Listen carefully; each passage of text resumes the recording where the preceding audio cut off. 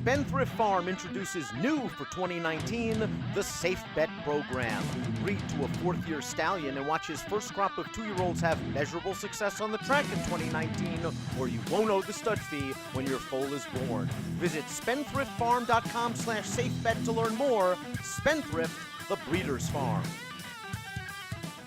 Hi everybody and welcome to Keeneland Babies, presented by Spendthrift, the breeder's farm. I'm Dan Illman along with Nicole Russo. We'll take a look at the second of two Keeneland Baby races scheduled for Thursday. It's race number 8. We're obviously going 4.5 furlongs, and let's take a look at this field. It is a maiden special weight. We have 2 in here trained by Wesley Ward, 2 in here trained by Chasey DeVille, and 2 in here sired by first crop stallions, and promising ones at that stand at Spendthrift Farm. The 2 Dream Palace by Palace, winner of the 4-go and Alfred G. Vanderbilt Sprinting, and the number 8 Tap It On Race Day, the winner of the Oaklawn Handicap and the Fayette Stakes going long. Let's take the field in post position order, beginning with one of the 2 Ward trained runners, the 1 Merchants of Cool. And we always talk about how great Wesley Ward is with first-time starters. So I was very curious to go into Formulator and see how he does with second-time starters. He's 7 for 14.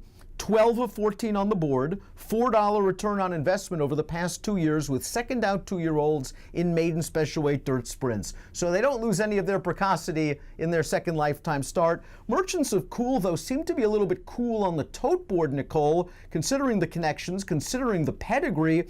And I just thought he was green. He did break very well, very unlike many of the Ward horses, wide on the turn, very late to change leads. I guess he can benefit from the start. I just expected a little more. I do like the rider switch to Johnny V. Yeah, I do as well on the rider switch, and I think this one is going to have to show a little bit more speed, especially breaking from the rail. That being said, I think he's coming out of a pretty strong race. Alec and Arthur, the winner that day, was very well meant and is expected to step up to Stakes Company next out at Churchill Downs. The runner-up, Johnny Unleashed, will run earlier on Thursday. I like him coming back quite a bit. I think you're going to have to watch and see how he does, and that can help you further evaluate Merchants of Cool. Spendthrift bred the number 2 Dream Palace. Dream Palace is a son of first crop Spendthrift sire Palace. There is a nice combination of speed and stamina in this pedigree. What should we expect from the Palaces? We know he was a hardy multiple grade 1 winning sprinter as an older horse. Yeah, you know, he came on as an older horse, but that being said, City Zip, a very good 2-year-old sire, horses like Bulletin, who won last year's Breeders' Cup Juvenile Turf Sprint, Catch a Glimpse, who was Canada's Horse of the Year as a 2-year-old when she was a Breeders' Cup winner. So perhaps some of that precocity can come through with Palace, along with the obvious speed. As you said, it's speed on top of stamina. Flashy Gray, a graded stakes winner as a 3-year-old. Believe she had to be scratched from the Kentucky Oaks the week of the race due to injury. Speed over stamina. I like this horse quite a bit. That being said, he's got kind of a light work tab there with only the 2 works, so I'm wondering if they're going to race this horse into fitness. Number 3 is Samurai Cause. This is a $120,000 son of First Samurai, who wins 8% of the time with 2-year-old first-time starters. The dam won sprinting on both dirt and turf. There is some speed on the bottom of this pedigree, and we know that Steve Asmussen, he can score with the first-time starter, especially with Florent Giroux aboard. Yeah, and you know, I've been looking at First Samurai quite a bit recently, as he's the sire of a Kentucky Derby candidate this year in Cutting Humor. First Samurai really sires all types, but he can certainly sire a fast horse or a good 2-year-old. His horses include Grade 1 winning 2-year-old Executive Privilege, who was unlucky enough to come along in the same year as Beholder. First Samurai also the sire of a Grade 1 winning sprinter in Justin Phillip. And, you know, that being said, he's not a very commercial stallion. So for this one to sell for 6 figures as a yearling, that's a pretty solid shot for him. Leads me to believe that this horse is a solid physical, and of course one of those good Claiborne Farm female families underneath. Speaking of female families, I love the female family for the 4. Raising Dreams, the family of Dreaming of Anna, winner of the Breeders' Cup Juvenile Fillies, Kitten's Joy. We all know him as turf champion and a stalwart turf stallion. Precious Kitten, a top turf horse in her day. Raison d'Etat, though, struggling a little bit, 0 for 27 with 2-year-old first-time starters. Maybe this colt needs a distance and a surface switch.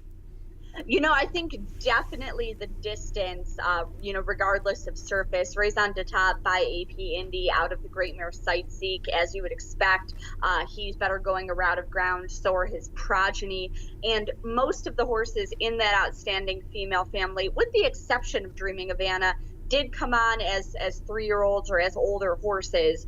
So I do think Raising Dreams is going to need some time. Quick workout recently for the number 5, Clear Destination, a $24,000 yearling by first crop stallion Seek Again, winner of the Grade 1 Hollywood Derby. Seek Again never ran on dirt. Can we expect them to be precocious, or are we going to wait for a surface switch? There's a little bit of turf on the bottom of this pedigree as well. Seek Again, I do think they're going to be fast. I'm not sure how well they'll come on as 2-year-olds, although the presence of Congrats there as the broodmare sire makes me feel a little bit better about this one's ability as a 2-year-old. Seek Again did have a lot of speed on the turf, that he could carry a distance. He never ran on dirt, but he's by Spitestown, who of course a very good multi-purpose sire, perhaps some dirt ability coming through there. This one obviously worked very well on the dirt. Again, that light work tab makes me think, going to need some more experience. At this stage of the game, I like horses with a little bit more of a work tab. That being said, that quick work makes me think this one is, kind of cranked up to fire. Well, we've got 8 works on tap for the 6. Apple Empire, and just Apple Empire's got a beautiful pedigree. He's a full to misread Delicious, a multiple stakes winning dirt sprinter. He's a half to Lady Apple who's preparing for the Kentucky Oaks after winning a graded stakes race down at Oaklawn. The dam was grade 2 stakes place sprinting at 2. She's full 10 winners from 11 runners. There's a lot to like from a pedigree standpoint here with Apple Empire, and the price should be appealing as well.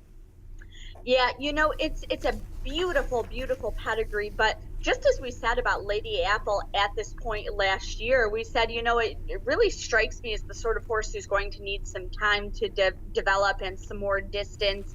I get the same impression from this one, Apple Empire, especially with Empire Maker, of course, from kind of a classic sire line on top there. There may not be a ton of black type for the 7, Snell, yeah.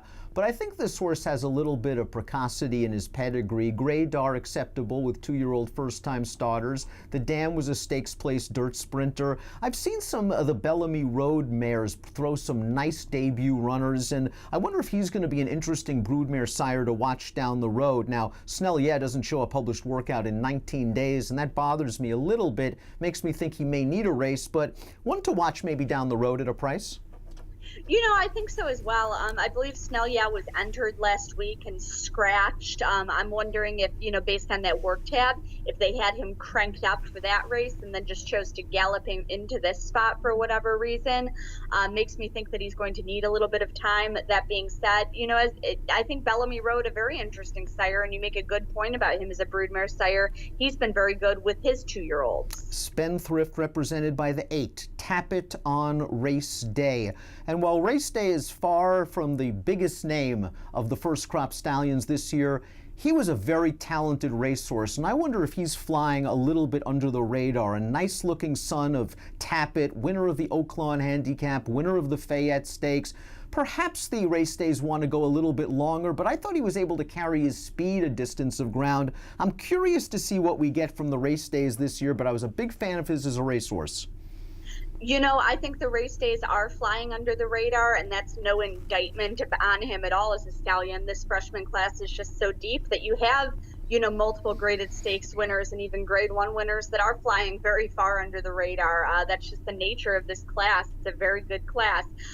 Race day, I do expect them to need some time and to kind of follow in their sire's footsteps as older horses, maybe going a bit longer.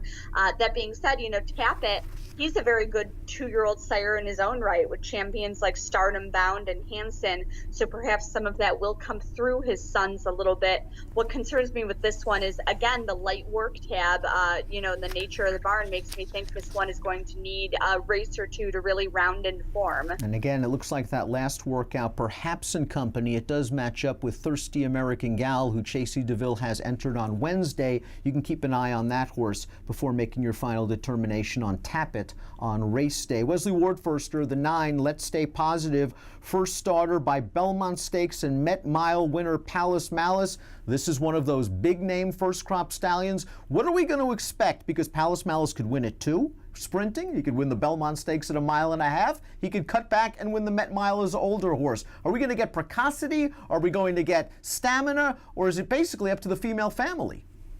I think, it's going to be up to the female family, the individual physicality of the horse, and of course, trainer intent as to how each one of these individuals develop. Because as you said, Palace Malice could do a little bit of everything. Certainly being by Curlin, being such a good classic sire, being a Belmont Stakes winner himself, you expect them to be able to go long and to get good as, 3-year-olds or older horses. Palace Malice, a multiple graded stakes winner, is an older horse. That being said, Palace Malice did win shorter as a 2-year-old. He was a good, slightly earlier summer 2-year-old.